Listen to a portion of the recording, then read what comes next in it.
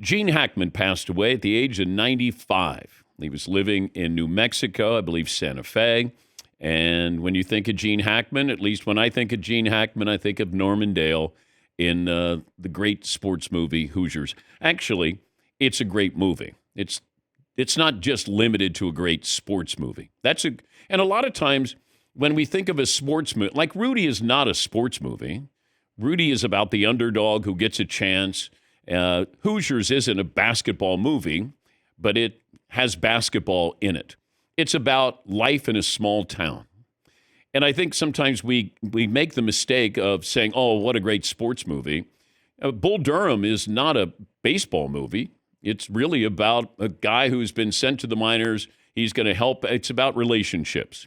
And, but we use, the focal point, the centerpiece is sports, I think, a lot of times with these movies, or we think of that, but it's really more than that.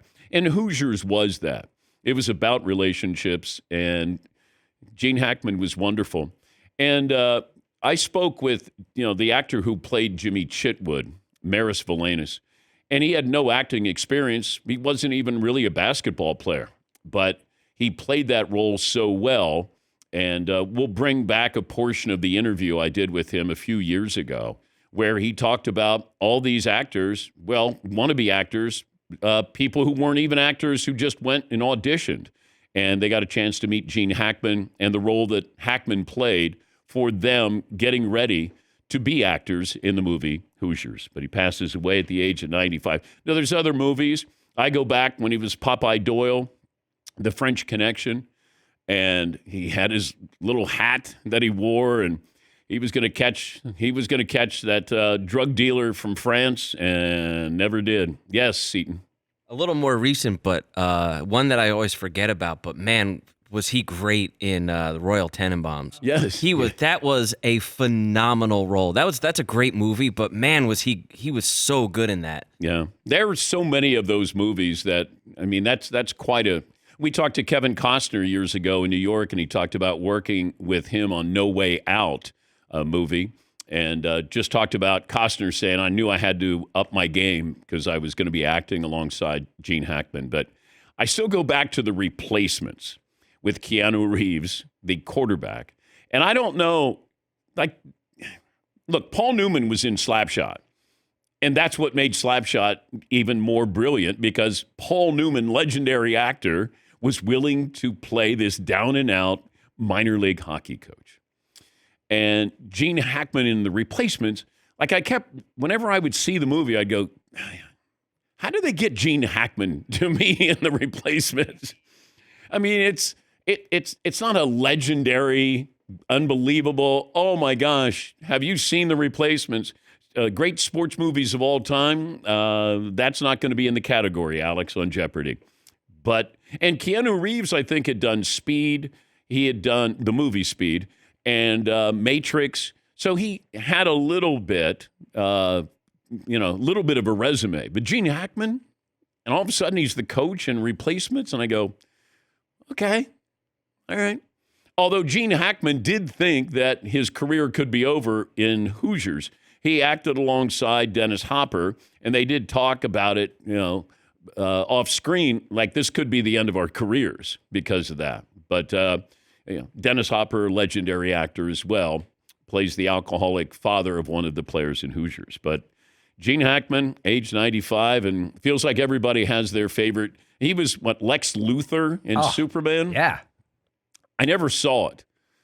Never saw the movie. Didn't see the first one. I still haven't seen the first Star Wars, so I'll get around to it one of these days. Yeah, Paulie. There's a story, I looked it up after you brought it up, that Keanu Reeves was in The Replacements. He was set to be in The Replacements.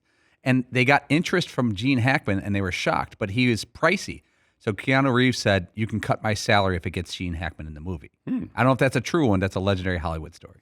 Todd, reach out to Keanu Reeves. We're on it. All right. Did you see any of the Superman movies, by the way, with General Zod? And there was one with Richard Pryor in that. And there was a bunch of them. No. None of the Superman movies. No. That was the no that I said earlier that I hadn't seen. Oh, I thought you said I didn't see the first one. I thought maybe you checked out one of the sequels or something. It would be odd to see 2 and 3 without seeing the first one, I'm Yeah, guessing. they're kind of standalone. Like, I'm not going to watch the original Rocky, but I'm going to watch 3 and 4. Are you kidding me? Yes, Eaton. Isn't it crazy, speaking of the Superman movies, that the first Superman was George Reeve, and then the next one was Christopher Reeves?